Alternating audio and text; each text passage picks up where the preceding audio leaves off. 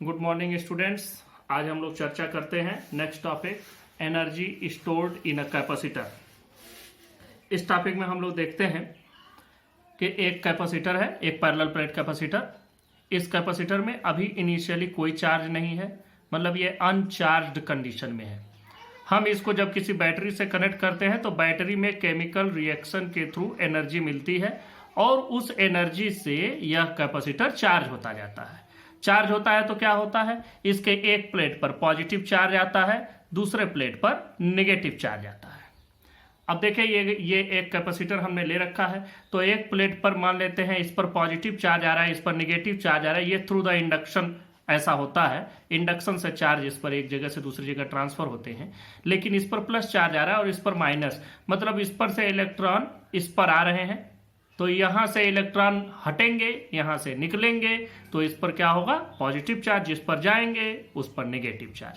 तो इस तरीके से या तो हम ये माने कि नेगेटिव चार्ज प्लस से माइनस की ओर जाते हैं, या तो हम ये भी मान सकते हैं कि पॉजिटिव चार्ज नेगेटिव से पॉजिटिव प्लेट की ओर आते हैं। तो इन चार्जेस को एक प्लेट से दूसरे प्लेट की ओर ले जाने में जो भी वर्क डन होता है, वही वर्क डन एक कैपेसिटर में इलेक्ट्रिकल पोटेंशियल एनर्जी के फॉर्म में स्टोर हो जाता है, और उसी को हम कहते हैं energy stored in a capacitor.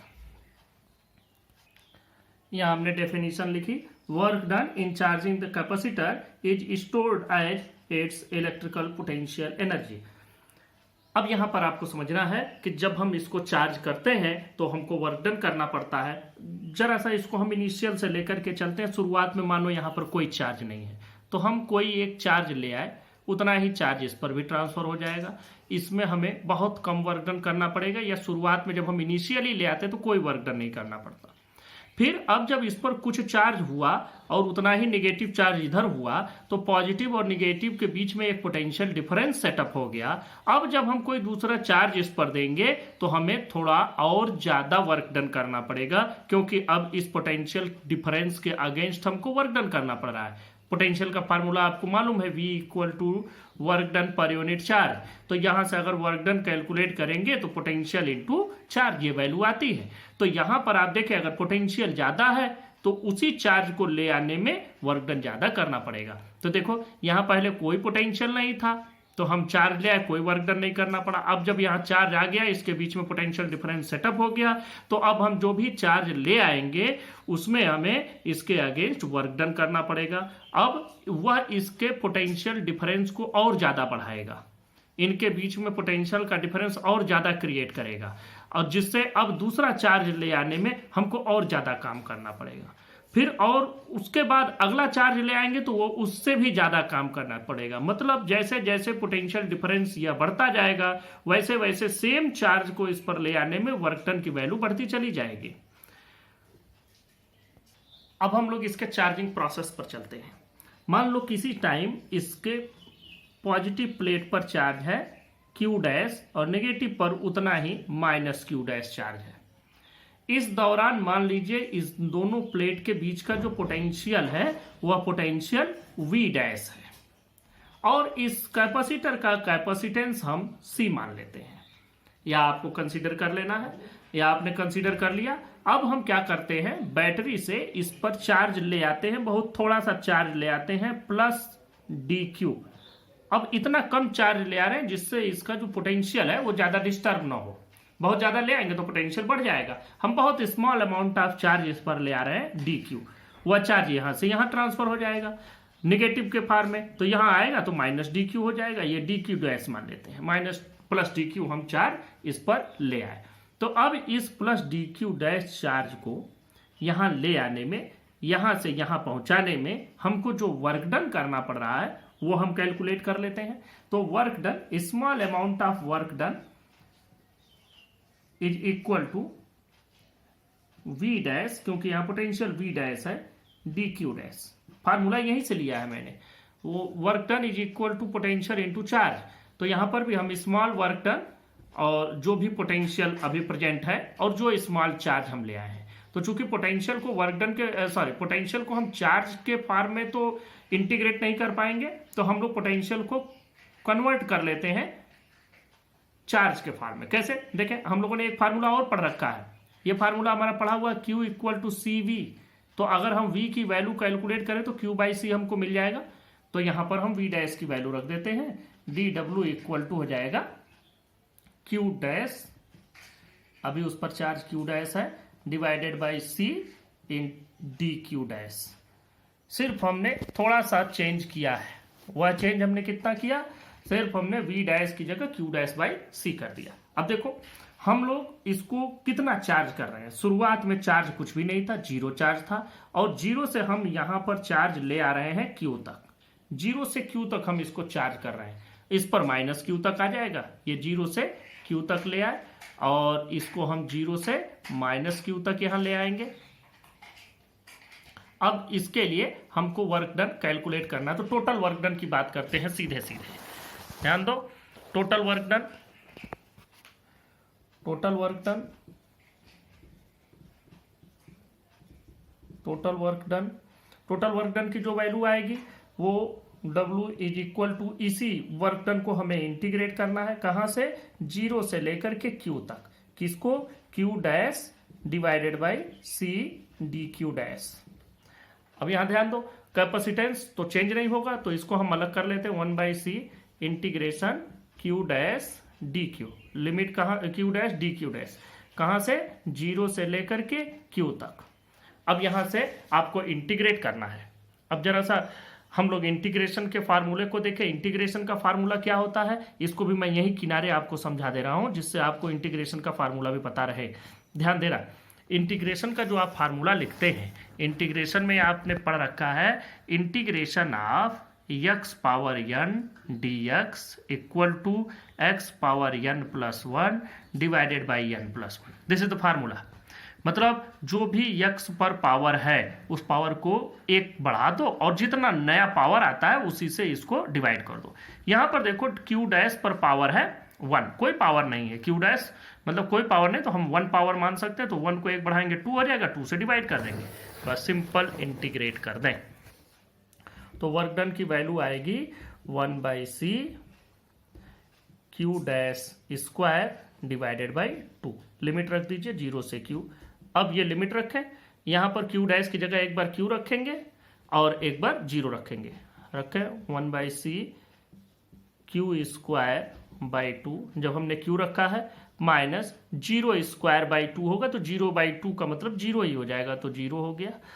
तो हमको फार्मूला क्या मिलता है, वर्क डन, यही पोटेंशियल एनर्जी भी हो जाएगी, और इसकी वैल्यू हो जाएगी Q स्क्वायर बाई 2c। तो अगर C कैपेसिटेंस का कोई कैपेसिटर दिया गया है और उसको चार्ज Q आप देते हैं, तो जो उसमें एनर्जी स्टोर होगी वो होगी Q स्क्वायर बाई 2c। एक और फार्मूला भी हमारा पढ़ा हुआ है, Q का हम लोग एक फार्मूला भी पढ़े हुए हैं कि Q equal to CV, Q equal to CV। तो जरा सा यही वैल्यू आप रख दें, Q इक्वल टू CV, तो यहां पर C स्क्वायर V स्क्वायर हो जाएगा डिवाइडेड बाई 2c, एक से कैंसिल हो जाएगा, तो ये पोटेंशियल एनर्जी का एक फार्मूला और आया, एक C से कैंसिल होगा, 1/2c V स्क्वायर, एक C से ये इसका एक स्क्वायर कैंसिल हो गया, तो ये फार्मूला, ये 1/2 mv स्क्वायर के सिमिलर है, मिलता जुलता है, तो इसलिए हम लोग इसी फार्मूले को याद रखेंगे। ये वैल्यू आपकी आ गई।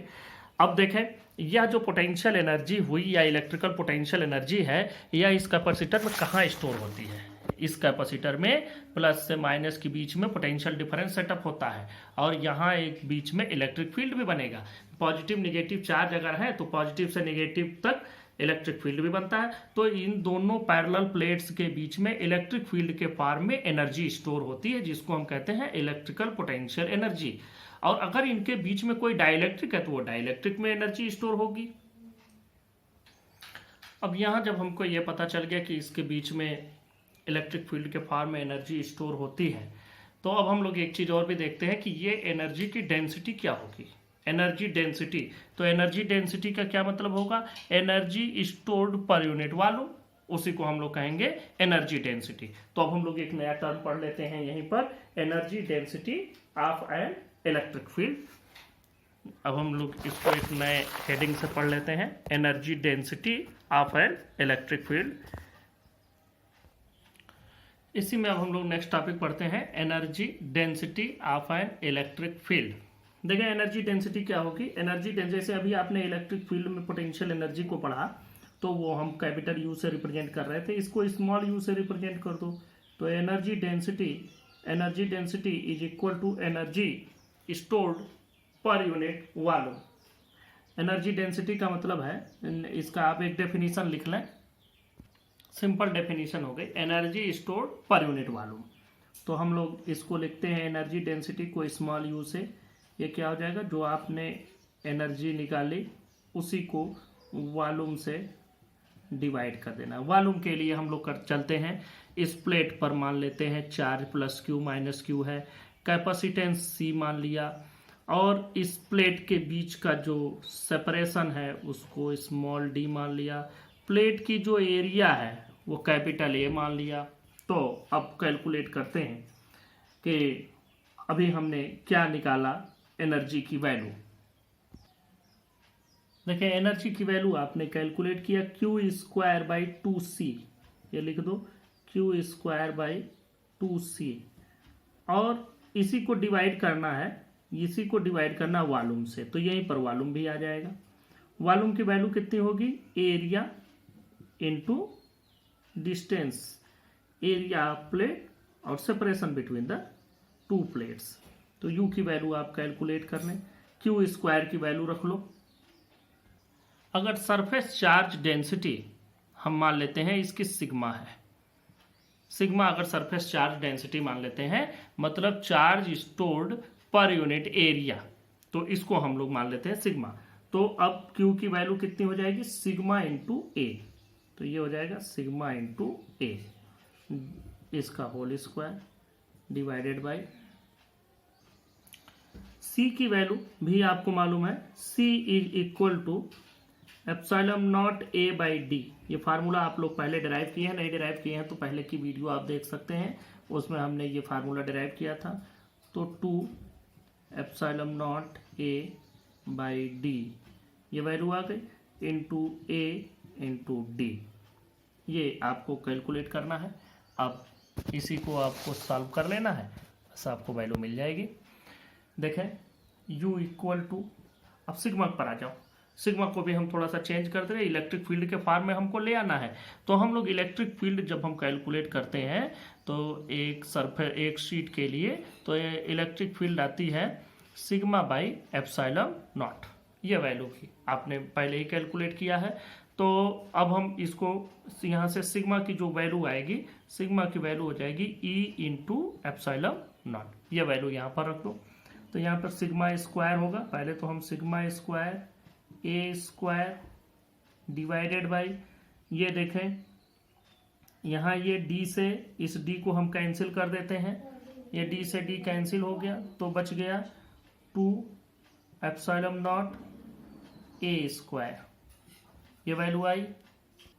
अब यहाँ सिग्मा की जगह E एप्सिलॉन रख दो, तो ये वैल्यू आ जाएगी E square epsilon not square A square divided by 2 epsilon naught A square से ये ए स्क्वायर कैंसिल हो जाएगा, एप्सिलॉन से एप्सिलॉन कैंसिल हो जाएगा।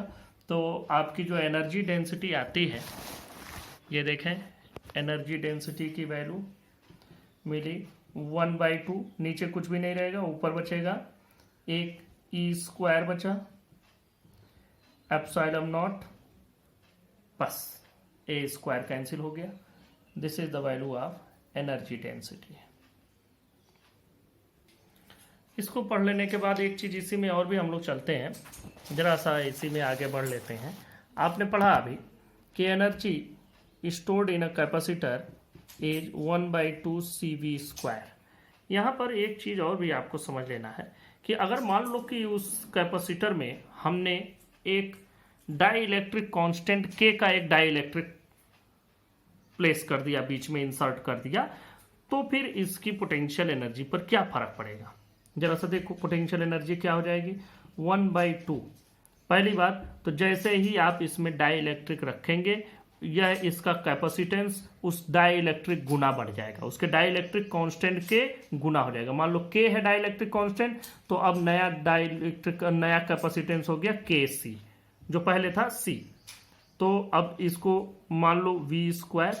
तो अब हम क्या देख रहे हैं कि वो हमको एक बात पता चल रहा है कि 1/2 CV स्क्वायर इंटू के, मतलब जो भी कैपेसिटेंस था, जो भी पोटेंशियल एनर्जी थी, दोनों बदले, कैपेसिटेंस के गुना हुआ और पोटेंशियल एनर्जी जो स्टोर हुई थी वो भी के गुना हो गई। इसका मतलब कि अगर एक कैपेसिटर है, उस कैपेसिटर की कुछ पोटेंशियल एनर्जी होगी ही, इलेक्ट्रिकल पोटेंशियल एनर्जी। अगर हम उसमें कोई डाइलेक्ट्रिक रख देते हैं तो उसका एनर्जी स्टोर के गुना बढ़ जाता है। इसको हम लोग इसके पहले भी डिस्कस कर चुके हैं, आप वहां भी समझ सकते हैं, यहां पर मैंने समझा दिया थोड़ा सा। नेक्स्ट टॉपिक पर बात करते हैं, कॉम्बिनेशन ऑफ कैपेसिटर्स। जब हमारे पास कैपेसिटर्स एक से ज़्यादा होते हैं और हमको किसी दूसरे कैपेसिटर की ज़रूरत होती है जो हमारे पास नहीं है, तो हमको जोड़ के उनको बनाने की कोशिश करते हैं। वो जोड़ हम दो तरीके का बनाते हैं, कॉम्बिनेशंस दो तरीके के होते हैं। फर्स्ट कॉम्बिनेशन होता है सीरीज कॉम्बिनेशन। तो हम पहले फिगर ड्रा कर लेते हैं। अब हमने सीरीज कॉम्बिनेशन का ये फिगर ड्रा कर दिया। सीरीज कॉम्बिनेशन का मतलब कि अगर हम अपना दाहिने हाथ से दूसरे के बाएं हाथ को पकड़ें और फिर उसका बायां हाथ कोई अपने दाहिने हाथ में पकड़े, इस तरह से जो सीरीज बनती है उसको सीरीज कहते हैं। इसका एक प्लेट दूसरे के पहले प्लेट से, इस पहले वाले का दूसरा प्लेट दूसरे के पहले प्लेट से, फिर इसका दूसरा प्लेट इसके पहले प्लेट से जुड़ता हुआ चला जाता है। इसको हम लोग सीरीज कॉम्बिनेशन। एक बैटरी से हमने कनेक्ट कर दिया है, बैटरी इधर से हम प्लस इधर माइनस, यह बैटरी V वोल्ट की है।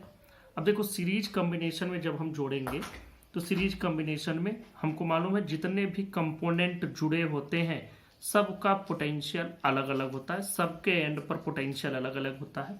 हमने मान लिया यहाँ पर इस कैपेसिटर का जो कैपेसिटेंस है वो हम C1 मान लेते हैं, इसका कैपेसिटेंस C2 मान लेते हैं और इसका कैपेसिटेंस C3 मान लेते हैं। पहले कैपेसिटर के प्लेट पर जो पोटेंशियल डेवलप हो रहा है ये हम मान लेते हैं V1 है, दूसरे पर जो पोटेंशियल डेवलप होता है V2, तीसरे पर जो पोटेंशियल डेवलप होता है V3। और जैसा कि आपको मालूम है V1, V2, V3 ये सभी जोड़ करके V के बराबर हो जाएंगे। अब देखो अगर जब इस प्लेट को पॉजिटिव से जोड़ा गया तो इस पर कुछ चार्ज आया प्लस Q, इसने कुछ चार्ज इंड्यूस किया, कितना, जितना इस पर आया, माइनस Q इस पर। और अगर माइनस Q इस पर आया है तो ये अपने बगल में दूसरे पर इंड्यूस करेगा प्लस Q, फिर ये अपने बगल में माइनस Q, फिर इस पर प्लस Q, इस पर माइनस Q, इस तरह से प्लस माइनस मिलता चला जाएगा। तो हम देख रहे हैं कैपेसिटेंस भले ही सबका अलग अलग हो लेकिन सब पर जो चार्ज आ रहा है सब पर चार्ज सेम ही आ रहा है। तो अब हम यहां से बात करते हैं सीरीज कॉम्बिनेशन में। देखें पहले तो हम लोग सीधा फार्मूले पर चलते हैं, इसके फार्मूले के डेरिवेशन को डायरेक्ट समझें।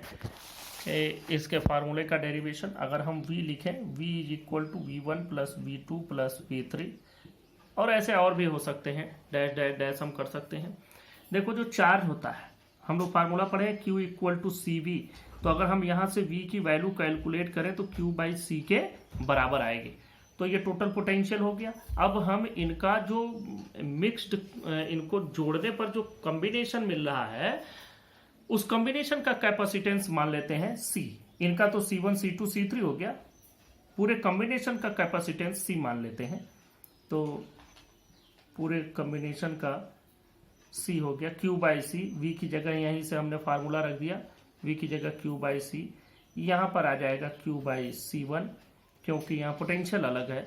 और पोटेंशियल अलग इसलिए है कि इसका कैपेसिटेंस अलग है। चार्ज तो उतना ही इस पर भी है, चार्ज उतना ही इस पर भी है, लेकिन पोटेंशियल की, इसके कैपेसिटेंस की वजह से पोटेंशियल अलग, यहाँ Q बाई C3। अब अगर हम Q को कॉमन लेकर के कैंसिल कर दें तो हमको मिलता है 1 by C equal to 1 by C1 plus 1 by C2 plus 1 by C3। This is the formula for equivalence capacitance of a series combination। अब हम लोग अगले टॉपिक पर चलते हैं, पैरेलल कॉम्बिनेशन। पैरेलल कॉम्बिनेशन दूसरा है। देखें इसमें सबका फर्स्ट एक साथ जोड़ दिया जाएगा, सबके फर्स्ट को एक साथ जोड़ देते हैं,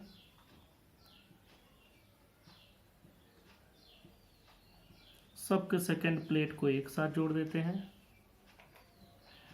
और इनको एक बैटरी से कनेक्ट कर देते हैं। बैटरी का पॉजिटिव इधर, नेगेटिव इधर। कैपेसिटेंस सबका अलग अलग ले लेते हैं। कैपेसिटेंस इसका आप C1 ले लें, इसका C2, इसका C3। खत्म होने वाला है क्या? अब देखो यहाँ पर हम एक बैटरी लगाए हैं, इसका पोटेंशियल V है। तो हमको मालूम है कि अगर पैरेलल में जितने भी इक्विपमेंट्स हम जोड़ते हैं सबका पोटेंशियल सेम होता है। सीरीज में सबका पोटेंशियल अलग अलग होता है। पैरेलल में अगर सबका पोटेंशियल अलग है तो देखो इस पर चार्ज की वैल्यू क्या सेम आएगी, पोटेंशियल सबका सेम है, कैपेसिटेंस सबका अलग अलग है। ये ध्यान में रखिएगा। पैरेलल में मैं एक बार फिर से बोल दूं, पैरेलल में जितने भी इक्विपमेंट्स जुड़ेंगे, वेदर दे आर कैपेसिटर और रजिस्टर, कुछ भी हो, तो उन सब के टर्मिनल पे जो पोटेंशियल होगा वो सेम होगा। बाकी प्रॉपर्टी देखते हैं। अब यहाँ कैपेसिटर है तो सबके कैपेसिटेंस अलग अलग हैं, पोटेंशियल सेम है। तो चार्ज की वैल्यू क्या होती है, चार्ज का फार्मूला जरा मैं यही लिख दूं, Q इक्वल टू हम लोग लिखते हैं CV। V तो एक ही है लेकिन कहीं C1 भी आएगा, इस पर C2 भी आएगा, इस पर C3, मतलब चार्ज सब पर अलग अलग आया। तो हम लोग चार्ज को अलग अलग कर देते हैं। देखो यहाँ पर चार्ज मान लिया Q1, यहाँ पर चार्ज Q2 और यहाँ पर चार्ज Q3। तो ये Q1, Q2, Q3 चार्ज हो गए। अब यहाँ से आपको एक बात और भी मालूम है कि जो टोटल चार्ज यहाँ से मिलेगा हमको, वो टोटल चार्ज इन सब पर अलग अलग डिस्ट्रीब्यूट हुआ है।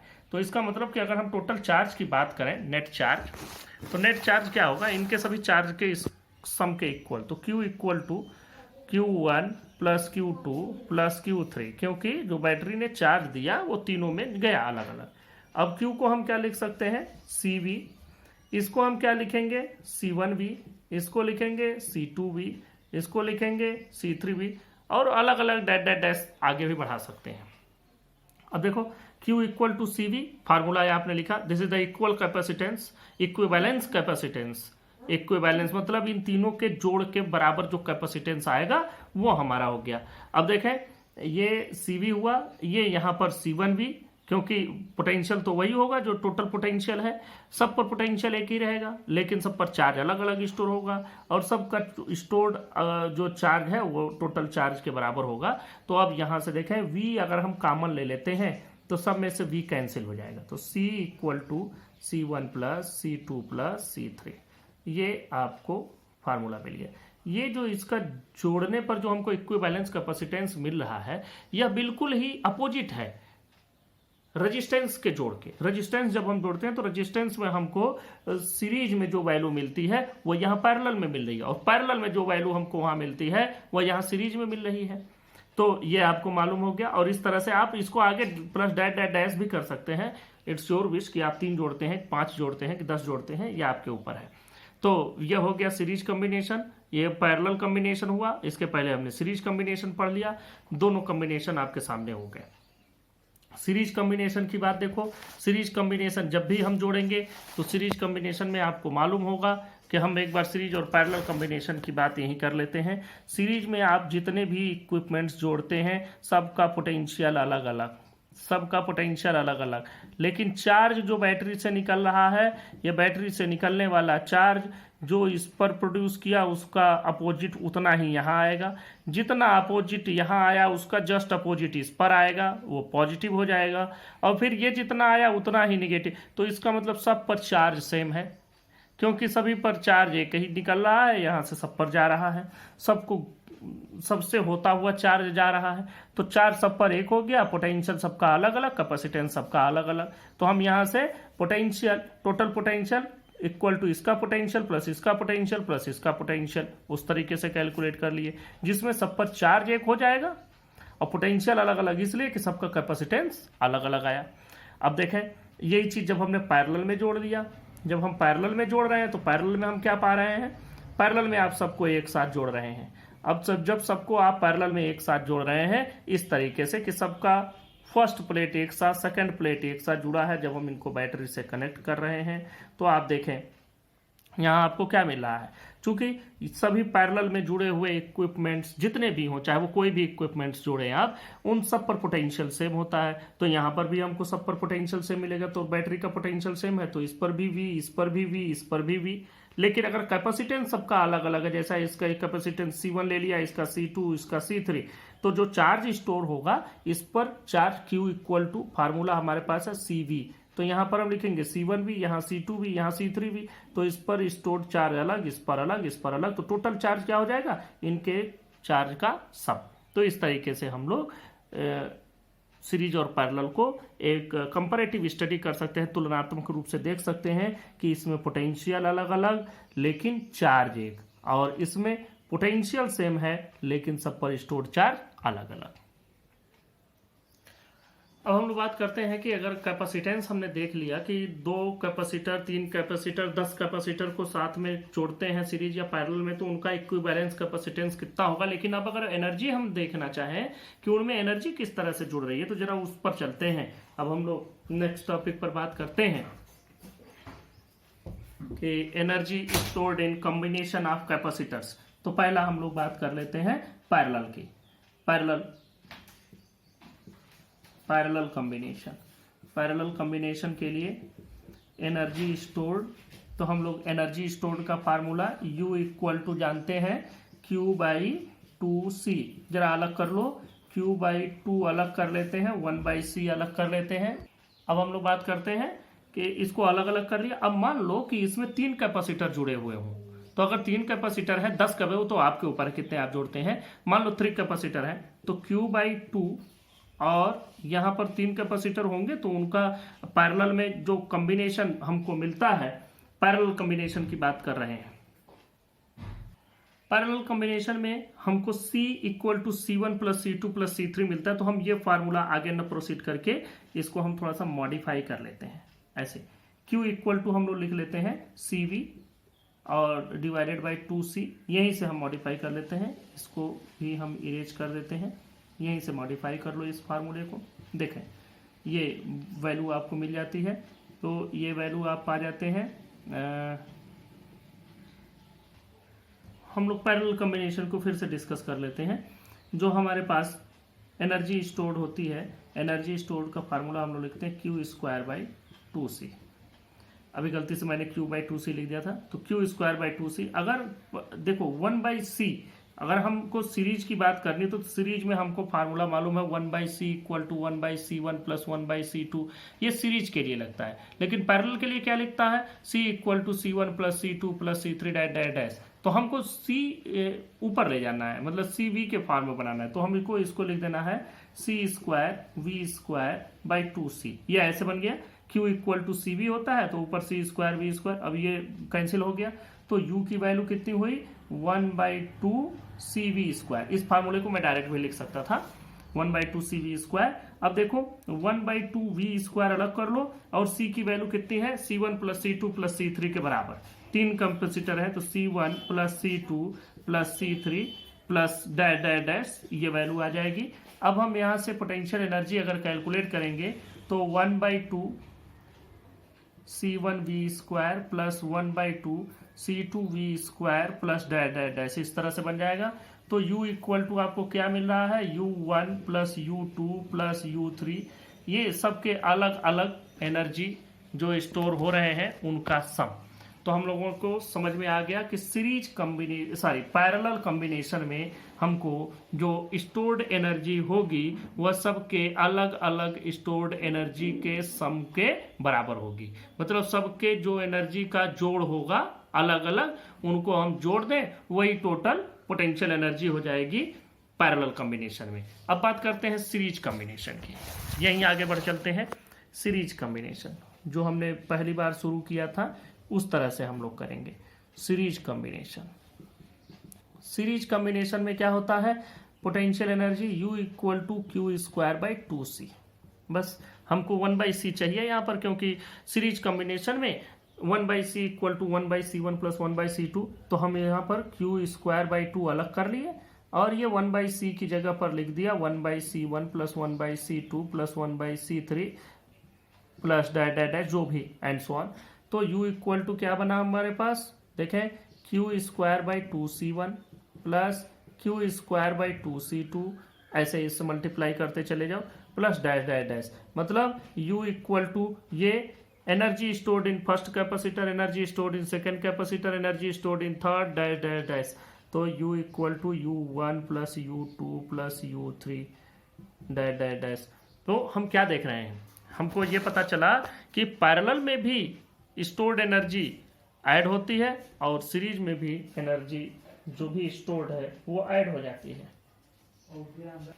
ये मैंने एक डेफिनेशन भी लिख दिया, इसकी जो समरी रिपोर्ट हमको मिल रही है, hence total energy is additive, additive मतलब जुड़ जाती है, both in series and parallel combinations of capacitors.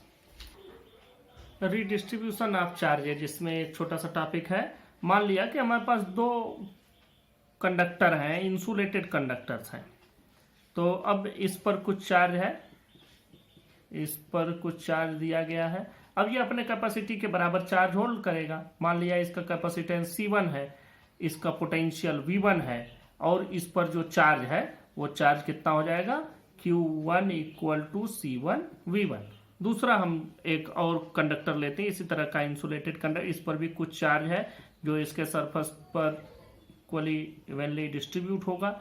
इसका हमने मान लिया कैपेसिटेंस C2, पोटेंशियल इसका V2, और इसका जो चार्ज होगा Q2 equal to C2 V2। अब देखो यहाँ पर एक बात है कि हमने इनको एक तो इतनी दूर रखा है कि ये एक दूसरे पर कोई फोर्स एक्सर्ट न कर सकें। दूसरी बात, इनको हमने एक वायर से कनेक्ट कर दिया, क्योंकि दोनों का पोटेंशियल हम अलग अलग लिए हैं, एक को V1 पर लिए हैं, एक को V2 पर लिए हैं, तो ऑब्वियसली एक कम होगा एक ज्यादा होगा। हम क्या करते हैं यहाँ पर कि दोनों को एक वायर से कनेक्ट कर देते हैं। अब कोई भी वायर हो वो भी कुछ न कुछ चार्ज जरूर होल्ड करेगा, लेकिन हम यहाँ पर जिस वायर से कनेक्ट कर रहे हैं बहुत कम चार्ज को होल्ड करता, नेग्लेजिबली स्मॉल। हम लोग किसी चीज को बिल्कुल नेग्लेक्ट नहीं करते, बल्कि नेग्लेजिबली स्मॉल है जो ये चार्ज को होल्ड करेगा, या जो इसका कैपेसिटेंस है। मतलब इस वायर का, कनेक्टिंग वायर का कैपेसिटेंस हम लगभग 0 मान लेते हैं, उसको 0 लेकर के चलेंगे, नेग्लेजिबली स्मॉल मान लेंगे, उससे कनेक्ट कर दिया। तो देखो इस पर कुछ चार्ज है, इस पर भी कुछ चार्ज है, दोनों को एक वायर से कनेक्ट किया तो ऑब्वियसली चार्ज फ्लो होंगे। कहां से कहां फ्लो होंगे, जिस पर ज्यादा है उससे निकलेंगे, जिस पर कम है उस पर जाएंगे, और तब तक चार्ज हायर पोटेंशियल से लोअर पोटेंशियल पर जाता रहेगा जब तक कि दोनों का पोटेंशियल सेम न हो जाए। फिर से ध्यान से समझो, हमारे पास दो कंडक्टर हैं, दोनों इंसुलेटेड कंडक्टर हैं, इस पर कुछ चार्ज है, इस पर भी कुछ चार्ज है, इसका पोटेंशियल होगा कुछ, इसका पोटेंशियल होगा, दोनों को कुछ डिस्टेंस पर रखा है, और एक लगभग नेग्लेजिबली स्मॉल कैपेसिटेंस के वायर से हमने कनेक्ट कर दिया। जब कनेक्ट करेंगे तो दोनों का पोटेंशियल अलग अलग है, तो किसी का कम या किसी का ज्यादा होगा। हायर पोटेंशियल से चार्ज लोअर पोटेंशियल की ओर जाता है। जैसे दो टंकी लिए हो, एक में कम पानी हो, एक में ज्यादा, दोनों को बराबर रख करके जोड़ दें, तो जिसमें ज्यादा ऊंचाई तक पानी है वहां से लोअर वाले की ओर पानी चलना शुरू होगा। तब तक आएगा जब तक दोनों में पानी बराबर ना हो जाए। वही यहां भी होगा, यहां पर चार्ज हायर पोटेंशियल से लोअर पोटेंशियल की ओर फ्लो करेगा, और तब तक ये फ्लो होता रहेगा जब तक दोनों का कैपेसिटेंस, दोनों का पोटेंशियल बराबर न हो जाए। तो जब दोनों का कॉमन पोटेंशियल आएगा एक, तो वो कॉमन पोटेंशियल क्या होगा जरा उसकी बात करते हैं। इन पर कॉमन पोटेंशियल, कॉमन पोटेंशियल इनके, ये इसी को रीडिस्ट्रीब्यूशन कहते हैं, क्योंकि अभी तो चार्ज इस पर डिस्ट्रीब्यूट है लेकिन कनेक्ट करने के बाद रीडिस्ट्रीब्यूट हो रहा है, इसी this is called redistribution of charge.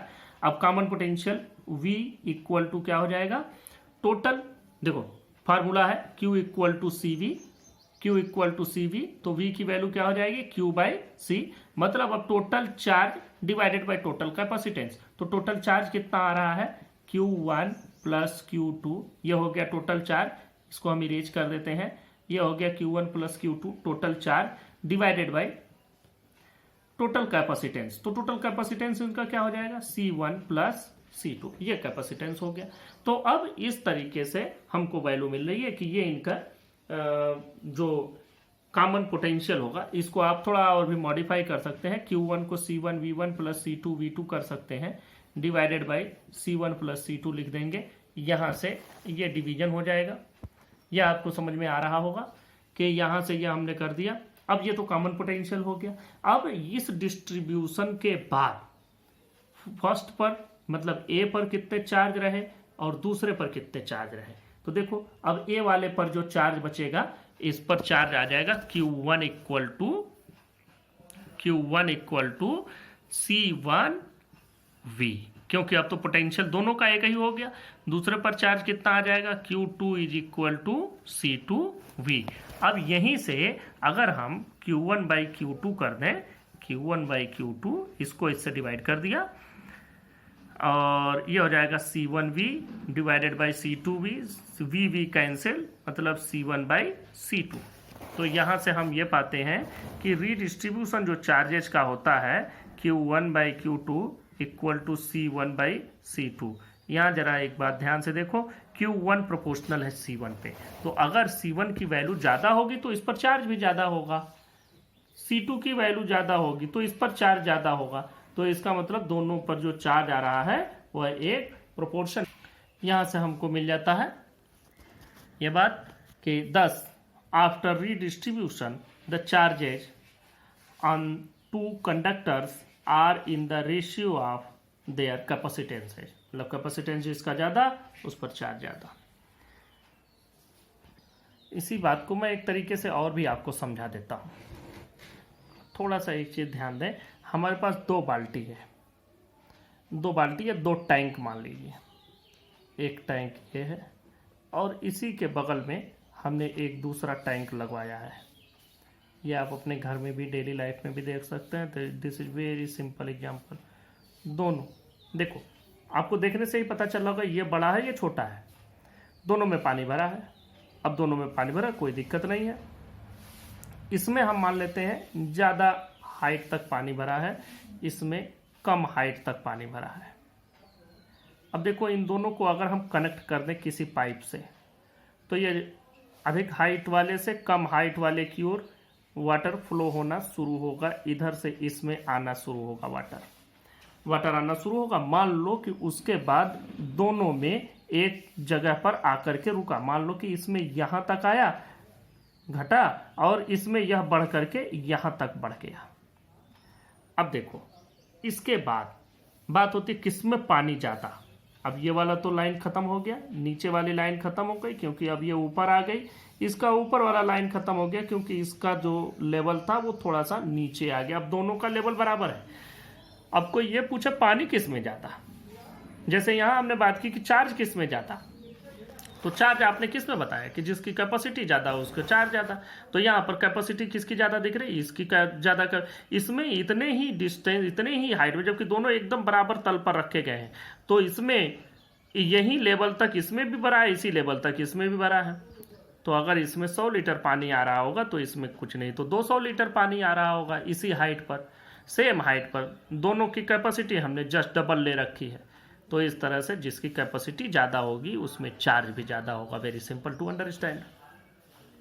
Next topic अब हम लोग चर्चा करते हैं loss of energy in redistribution of charges.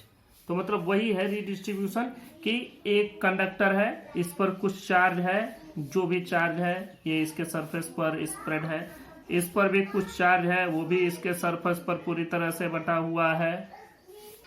मान लिया इस पर चार्ज की वैल्यू Q1 है, इस पर जो पोटेंशियल है V1 है और इसका कैपेसिटेंस C1 है।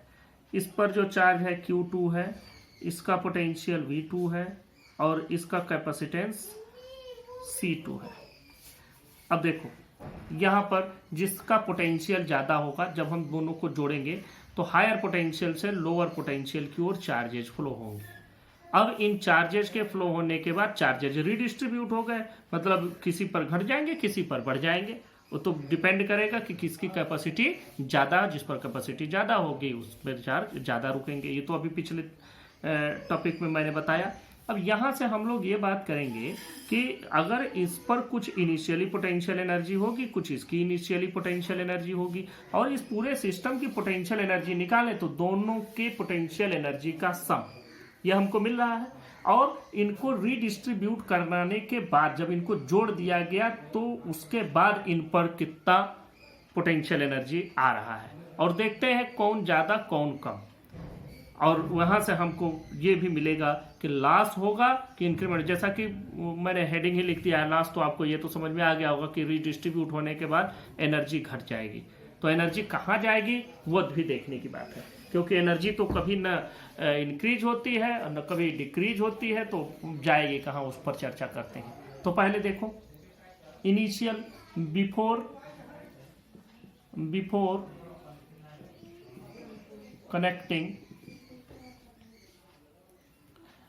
कनेक्टिंग जो इनिशियल पोटेंशियल एनर्जी है U इक्वल टू, ये कितना हो जाएगा 1/2 C1V1 square plus 1/2 C2V2 square. ये फार्मूला है आपका पढ़ा हुआ है। आफ्टर कनेक्टिंग, दोनों को कनेक्ट कर देने के बाद, आफ्टर कनेक्टिंग सबसे पहली बात तो यह है कि आफ्टर कनेक्टिंग एक से चार्ज दूसरे पर जा रहा है, जिधर ज़्यादा पोटेंशियल है उधर से कम पोटेंशियल की ओर चार्ज फ्लो होगा, तो एक कॉमन पोटेंशियल मिलेगा। आफ्टर कनेक्टिंग कॉमन पोटेंशियल की पहले बात कर लें। कॉमन पोटेंशियल V, और इसकी वैल्यू क्या होगी Q1 plus Q2 total charge divided by C1 plus C2। कहाँ से ये ले आए हैं, फार्मूला आपको मालूम है Q इक्वल टू CV। तो यहाँ से V की वैल्यू क्या हो जाएगी Q/C, तो Q/C। अब Q टोटल चार्ज हो जाएगा डिवाइडेड बाई टोटल कैपेसिटेंस हो गया। अब देखो ये तो हो गया इसका कैपेसिटेंस। V को थोड़ा और अच्छे से लिख दो, Q को हम CV लिख सकते हैं, तो C1V1 plus C2V2 divided by C1 plus C2। यहाँ तक आप पहुँच गए। अब जो फाइनल पोटेंशियल एनर्जी आई UF, ये वैल्यू कितनी हो जाएगी 1/2 CV स्क्वायर। तो 1/2 C की जगह पर क्या हो जाएगा C1 प्लस C2, और V की जगह पर क्या हो जाएगा ये पूरा इसका होल स्क्वायर, मतलब C1V1 plus C2V2 divided by C1 plus C2 whole square. इसी को आपको ब्रैकेट को ओपन करना है और देखना है कि क्या मिलता है। यहाँ से जरा एक चीज और भी देखते हैं कि ये C1 प्लस C2 इस C1 प्लस C2 पर स्क्वायर से कैंसिल हो जाएगा, तो ये वैल्यू कितनी आ जाएगी, यहाँ से C1 प्लस C2 ये पूरा का पूरा इसके एक ये इस पर स्क्वायर है, तो स्क्वायर से कैंसिल हो जाएगा, तो बचेगा कितना 1/2 C1V1 plus C2V2 whole square divided by C1 plus C2। ये हमको फाइनल पोटेंशियल एनर्जी मिली। अब हम इन दोनों का डिफरेंस कैलकुलेट करते हैं कि एनर्जी का डिफरेंस कितना है, तो उस एनर्जी के डिफरेंस को डेल्टा U कहते हैं, और इनिशियल में से फाइनल को हम डिडक्ट करते हैं, तो UI माइनस UF, UI की वैल्यू रख दें। अभी आपने यहाँ UI कैलकुलेट किया है, देखें 1/2 C1V1 square plus 1/2 C2V2 square value रखें, 1/2 C1V1 square plus 1/2 C2V2 square, ये वैल्यू आ गई, माइनस अब ये U फाइनल मतलब minus 1/2 C1V1 plus C2V2 whole square divided by C1 plus C2। ये जो आपकी फाइनल पोटेंशियल एनर्जी आई इसको मैंने रख दिया। अब आपको यहाँ डिडक्ट करना है। यहाँ हम लोग इसमें से 1/2 कॉमन मिल जाएगा, 1/2 कॉमन मिलेगा, C1V1 square plus C2V2 square minus, इस ब्रैकेट को ओपन कर लें, C1 अभी ना ओपन करें, इसके बाद ओपन करेंगे। यहाँ इस ब्रैकेट को ओपन ना करो अभी, C1V1 plus C2V2 whole square divided by C1 plus C2। अब यहाँ से डेल्टा U की वैल्यू कैलकुलेट कर लें, 1/2, देखें इसमें C1 C2 से इसमें मल्टीप्लाई हो जाएगा, पूरे में मल्टीप्लाई हो जाएगा, माइनस मैं मल्टीप्लिकेशन लिखता हूँ C1 प्लस C2, और ये वैल्यू हो जाएगी C1V1 square plus C2V2 square minus C1V1 plus C2V2 whole square divided by C1 plus C2। इस वैल्यू को और आगे सिंप्लीफाई करो, और आगे जब हम सिंप्लीफाई करेंगे तो हमको मिलेगा 1/2। यहाँ C1 C2 से मल्टीप्लाई कर दें तो ये हो जाएगा C1 square V1 square plus C1 C2 V2 square C1 C2 V2 square, फिर C2 से मल्टीप्लाई करो plus C1 C2 V1 square plus C2 square V2 square, ये C2 square V2 square minus इस पूरे को ब्रैकेट को open करो तो ये वैल्यू हो जाएगी C1 square V1 square minus C2 square V2 square.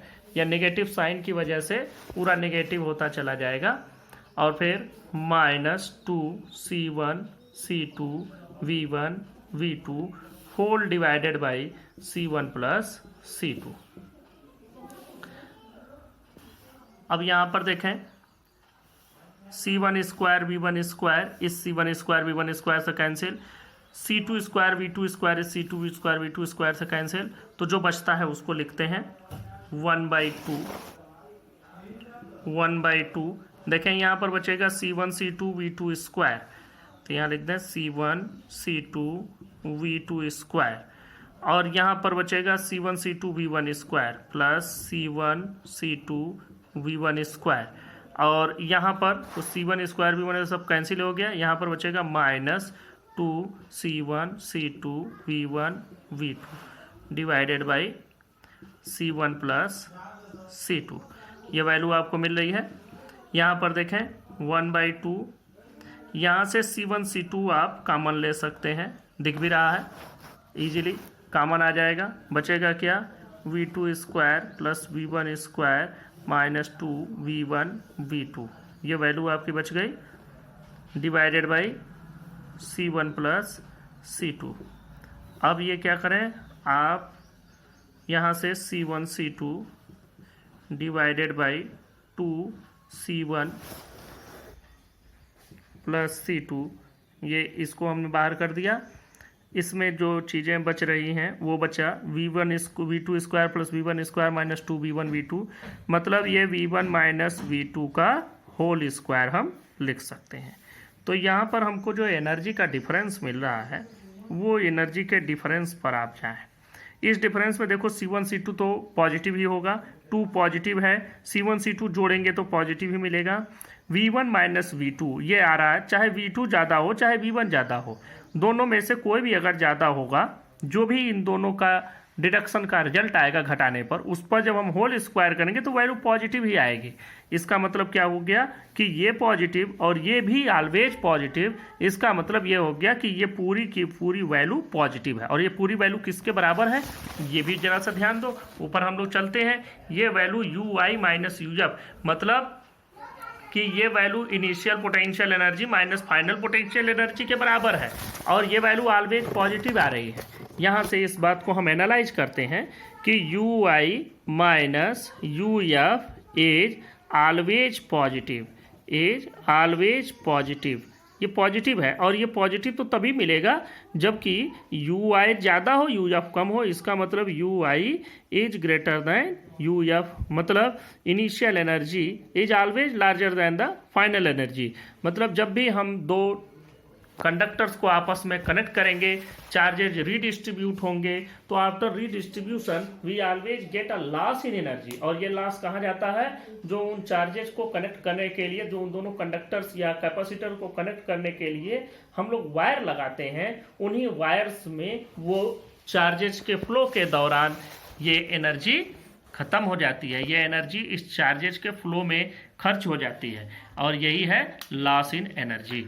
और इसी के साथ आपका ये पूरा का पूरा चैप्टर कंप्लीट होता है। आप लोग इस पूरे चैप्टर को एक बार फिर से रिवाइज कर लेंगे, देख लेंगे।